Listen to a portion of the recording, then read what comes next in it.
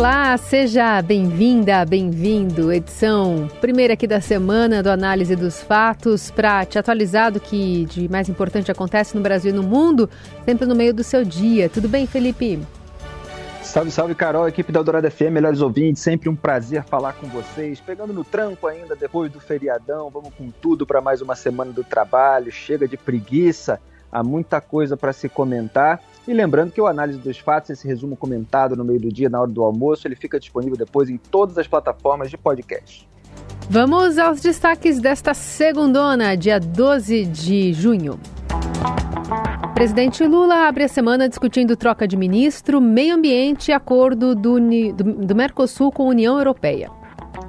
E na Colômbia, a irmã mais velha carregava mochila com água, lanterna e celulares para sobreviver por 40 dias com crianças na floresta amazônica. E ainda o novo reajuste dos planos de saúde e o perfil do roubo de carros em São Paulo. O que acontece no Brasil e no mundo. Análise dos fatos. O presidente Luiz Inácio Lula da Silva recebe hoje a presidente da Comissão Europeia, Ursula von der Leyen.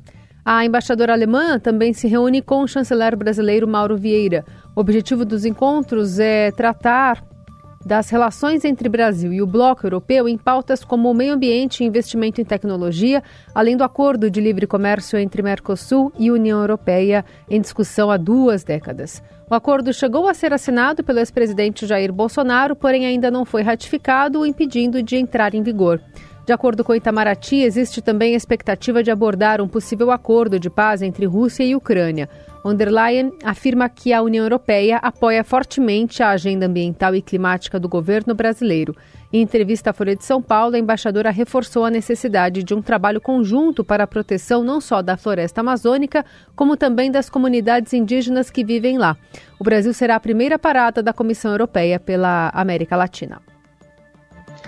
Seria maravilhoso, e embora não se possa esperar muita coisa depois dos episódios recentes, que o Lula parasse de falar besteira, para dizer o mínimo, com muita generosidade, a respeito da guerra do Vladimir Putin, aliado dele, aparentemente, contra a Ucrânia, do presidente Volodymyr Zelensky. E isso tem deixado aí com o pé atrás todo mundo democrático em relação ao Lula, apesar de terem visto nele uma opção supostamente democrática contra o golpismo bolsonarista. Depois de todas essas manifestações da diplomacia internacional brasileira, comandada ali pelo Celso Amorim e repetida pelo Lula, a coisa ficou bastante pior, né? Tanto equiparando Zelensky com Putin, quanto exaltando Nicolás Maduro, passando pano para a ditadura da Venezuela como se fosse democracia, ou democracia até de um excesso de democracia, como ele fala há mais de 20 anos. E está aí muita gente na imprensa dizendo, não, o Lula errou. Não tem erro. Quando o tubarão morde uma pessoa, é a natureza dele. Quando o cachorro morde um homem, é a natureza dele.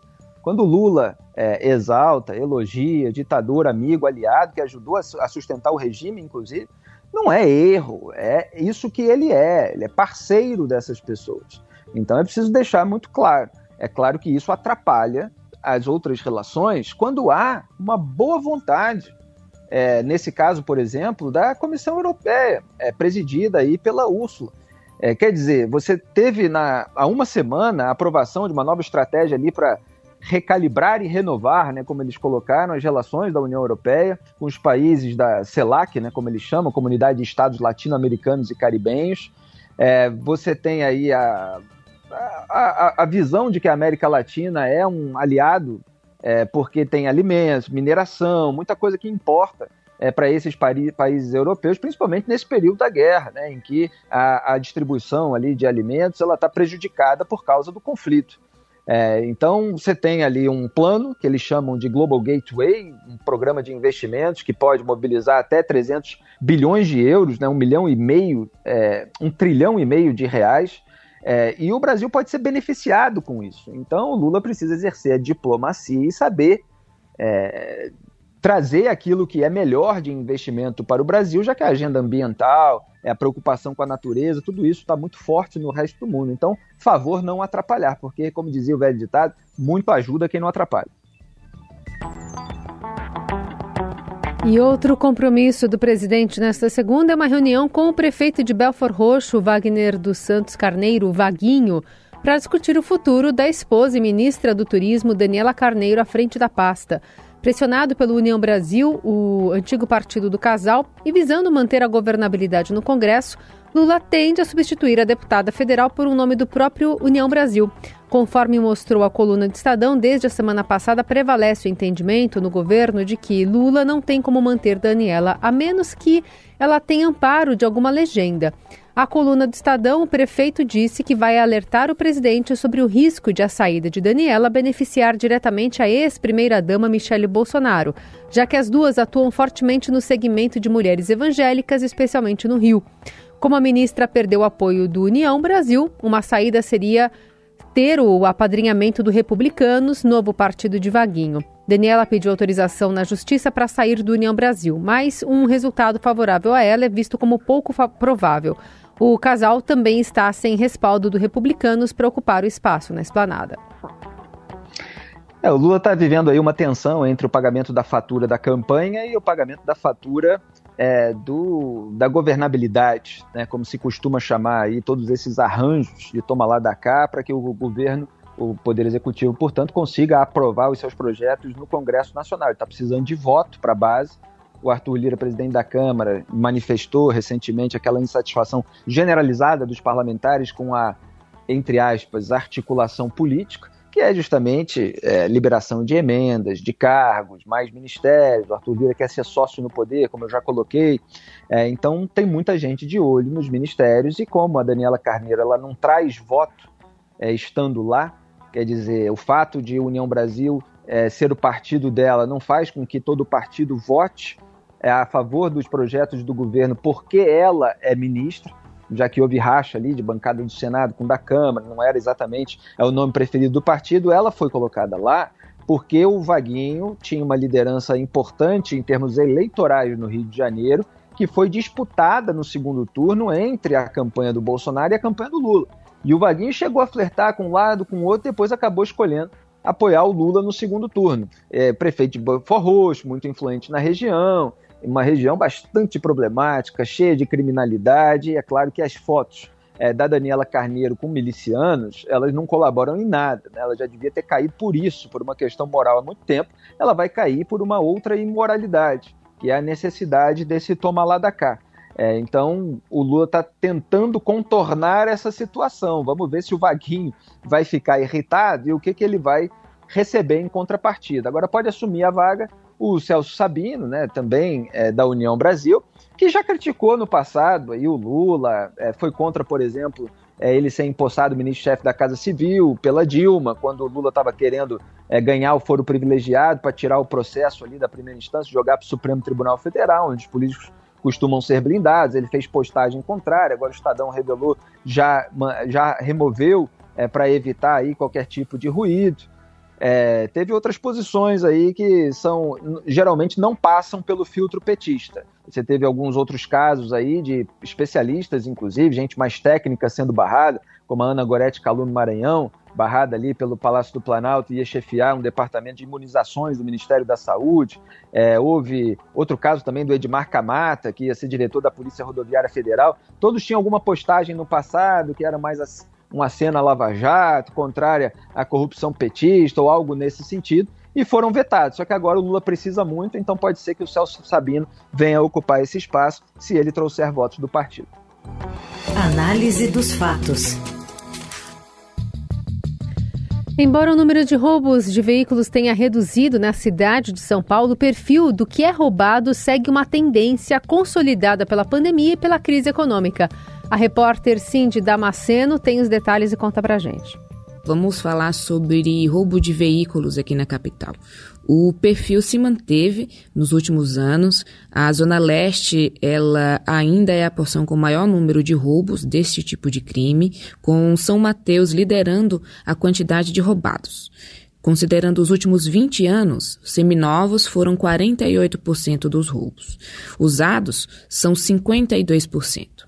É uma característica que segue o perfil da frota paulistana, que, por conta do envelhecimento da frota, tem mais usados do que seminovos em circulação. De acordo com especialistas ouvidos pelo Estadão, o mercado ilegal de peças influencia diretamente no perfil de veículo roubado. Isso porque, geralmente, os carros e motos que são alvos desse crime são desmanchados e os componentes vendidos no mercado alternativo. Todos os detalhes e todas as análises de dados sobre o perfil de carro e moto roubado você encontra no Estadão. É sensacional que o Estadão faça aí todo um detalhamento, todo um escrutínio a respeito desse crime bárbaro, como muitos que acontecem por todo o Brasil. Aliás, eu que sou do Rio de Janeiro, às vezes me sinto até mais seguro em São Paulo, e mesmo assim a violência urbana é muito grande, porque a gente cresce no Rio de Janeiro cercado de roubos, assaltos por todos os lados. É difícil conhecer alguém que nunca foi assaltado. Então, quando você traça ali todo o mercado criminoso que está envolvido com aquele tipo de ocorrência, você tem mais chance de neutralizar. Então, se o veículo está sendo desmontado para servir a determinadas lojas clandestinas, ferro velho, etc., onde se ganha dinheiro, aí você descobre a lavagem de dinheiro, você tem que seguir, às vezes precisa de ferramentas, órgãos de fiscalização e controle atuantes. Quando a gente fala em lavagem de dinheiro, logo lembra do COAF. Eu me lembrei aqui de toda a tentativa de instrumentalização política desses órgãos. Mas voltando aqui para o caso de São Paulo, está acontecendo muito, né? Teve caso até de pessoas famosas como o cantor de samba, de pagode, o Péricles, que teve o vídeo, a câmera de segurança filmando ele saindo de casa com a família e aí chegando ladrões ali, rendendo ele e levando o carro embora. Quer dizer, é algo que acontece na rotina com pessoas que a gente conhece e gera uma insegurança muito grande, que não é o tema prioritário da agenda política do Brasil. Olha só, tudo que tem no noticiário dos políticos falando, quem é que está falando sobre segurança pública? É muito difícil a gente encontrar. Então, que bom que o jornalismo está vigilante e cobrando das autoridades as providências devidas. Você ouve Análise dos Fatos, com Felipe Moura Brasil e Carolina Ercolim. Seguimos com a Análise dos Fatos nesta segunda-feira para falar sobre plano de saúde. Se você é usuário do plano de saúde individual, prepare o bolso. A Agência Nacional de Saúde Suplementar, a ANS, anunciou o reajuste máximo nos preços de 9,63%. A decisão não se aplica a planos coletivos, sejam empresários ou de adesão. O novo valor é válido para os planos contratados a partir de janeiro de 1999, já adaptados à legislação mais recente, e vale por um ano, de 1º de maio até 30 de abril do ano que vem. Como a mudança acontece em maio, os boletos dos meses seguintes, julho e agosto, terão também a compensação que não foi paga nos 60 dias anteriores, o valor retroativo. O aumento é implementado pelas operadoras de plano de saúde no dia em que o contrato de serviço completa um ano.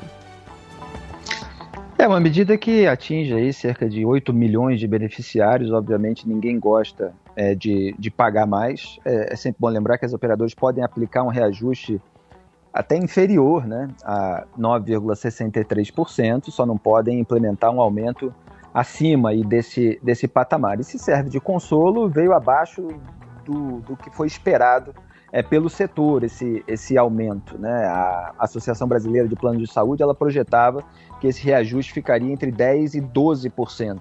Veio um pouquinho ali abaixo de 10%, você teve um reajuste negativo em 2021, depois uma alta ali em 2022, que foi a maior alta da série histórica, com dados desde 2000, e agora você tem mais essa alta, portanto, para 2023. A Agência Nacional de Saúde Suplementar, ela mostra ali como é que ela calcula, que o valor final desse plano de saúde é impactado por fatores como a inflação, aumento ou queda de frequência de uso dos serviços, custos dos serviços médicos, dos insumos, como produtos e equipamentos, e é um setor que está em crise desde a pandemia. A pandemia, obviamente, turbinou essa crise e é uma situação que ainda não passou. Então, o aumento acaba acontecendo para a infelicidade de muita gente. Análise dos fatos. Afinal, quem vai ser o técnico da seleção brasileira se Carlo Ancelotti disser não, mais uma vez, Conta mais, Morelli. Olá, amigos. Hoje eu quero falar da seleção brasileira que volta a campo no fim de semana para 2 partidas amistosas. A primeira sábado contra a Guiné, na Espanha, em Barcelona, e depois o Brasil enfrenta Senegal em Lisboa, Portugal. São 2 partidas preparativas da seleção para as eliminatórias no segundo semestre, mas o Brasil continua com seu maior problema, que é não encontrar um treinador. A CBF sonhou demais com Carlo Ancelotti, insiste em fazer uma última tentativa com o treinador italiano que comanda o Real Madrid. Ele já disse que fica no clube espanhol, e a CBF, ao que tudo indica, não tem um plano B. Quem anda comandando a seleção é Ramon, que é treinador do Sub-20, que não faz lá um trabalho muito bem com a garotada, perdeu o Mundial, caiu fora, mas está neste comando aí interinamente do time principal. Não é o técnico que o Brasil precisa, ele sabe disso, a CBF sabe disso, os jogadores sabem disso. Então,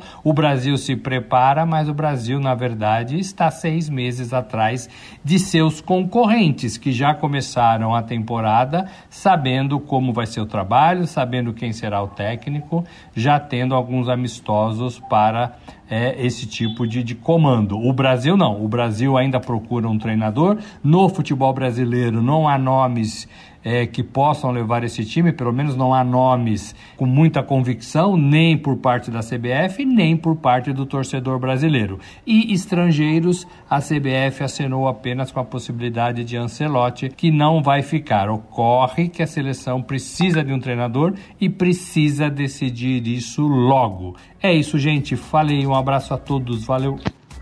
Olha, é uma falta de visão, uma falta de planejamento, porque no sábado foi campeão da Champions pelo Manchester City, o Pep Guardiola, que sempre manifestou interesse em treinar a seleção brasileira, mas assim, indiretamente, ele faz aquele flerte, claro.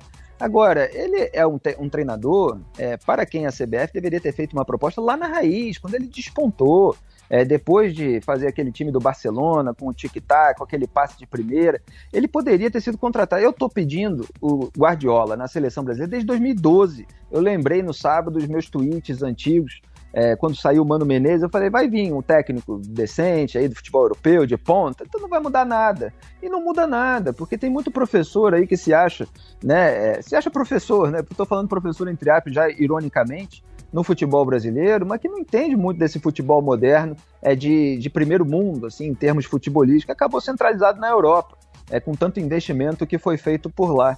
E aí o Brasil fica correndo atrás depois, quando essas pessoas já estão muito valorizadas e nem querem mais treinar a seleção brasileira, né? Agora o Guardiola está ganhando uma fortuna no melhor futebol do mundo, por que ele vai assumir esse posto, né? O Ancelotti, lá depois de tantas vitórias do Real Madrid, fica bastante complicado, mas tomara que venha alguém que realmente entenda de futebol, que faça os nossos jogadores curarem os problemas tradicionais do futebol brasileiro, que é você correr sem a bola, você fazer cobertura e tal. Aqui é um ritmo de pelada ainda, de várzea. E pelo visto, dada a falta de quem preenche essa lacuna, vai continuar.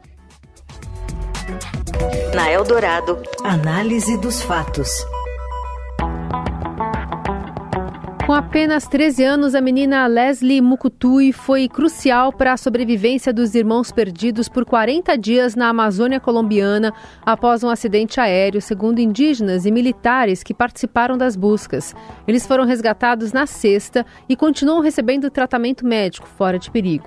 A mais velha das 4 crianças indígenas carregou durante esse tempo uma mochila com uma espécie de toldo, uma toalha, uma lanterna cujas pilhas já estavam ficando fracas e 2 celulares que eles usavam ao que parece para se entreter à noite.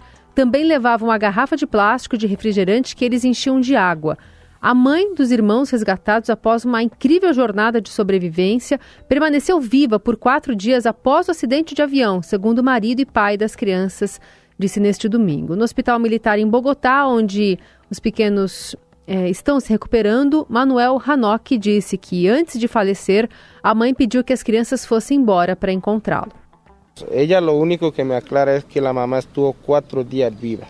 Entonces, antes de morir, la mamá le dice tal vez, váyanse y ustedes van a mirar quién es su papá y quién sí sabe que es amor de papá como se lo demostré a ustedes trayendo a mis hijos. Leslie Soleine, de 9 anos, Tien Noriel, de 5 e Christian, de apenas 1 ano, foram encontrados vivos no meio da floresta no sul da Colômbia, a 5 quilômetros do acidente, no qual a mãe e os pilotos morreram. A avó materna afirmou que, apesar da dor pela morte da filha, agora busca seguir em frente. Que ya recuperé el hueso de mi hija, con ese dolor que yo estuve, pues ya yo voy a animar, lo voy allá para adelante, quiero abrazar a mis nietos, todos los 4. Embora debilitados, os irmãos estão fora de perigo, devem ficar sob cuidados médicos por 2 semanas. Eles sofreram um acidente enquanto fugiam de dissidentes do acordo firmado em 2016 entre o governo e as Forças Armadas Revolucionárias da Colômbia, que recrutam e aterrorizam os moradores da região. Mais de 100 soldados indígenas, apoiados por cães farejadores, seguiram o rastro das crianças. A busca foi difícil devido à densa vegetação da área, à presença de jaguares e cobras e à chuva constante, que impedia que possíveis chamados de socorro fossem ouvidos. As buscas, que uniram militares e indígenas, agora seguem atrás de Wilson, o cão farejador que chegou a passar alguns dias com os irmãos, mas que segue perdido na floresta. O Exército anunciou que continua procurando o animal, já que um de seus princípios é não deixar ninguém para trás. Bom, é preciso destacar aí o papel das Forças Armadas Revolucionárias da Colômbia, FARC. Quer dizer, acidente que foi sofrido por pessoas que estavam fugindo.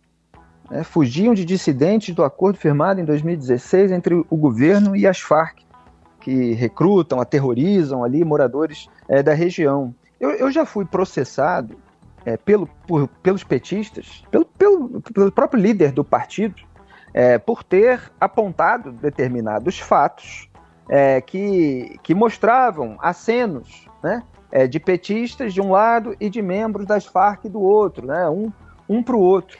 E eles perderam para mim na justiça, porque tudo que eu falei, tudo que eu escrevi e a crítica que eu fiz, com liberdade de expressão e de crítica e de imprensa, foi com base nos fatos, né? E é lamentável que isso ainda gere problemas ali para a região, e nesse caso que resultam numa história que precisa virar uma série em algum momento, né? Com atos heróicos ali, parabéns às pessoas que ajudaram as outras a sobreviverem.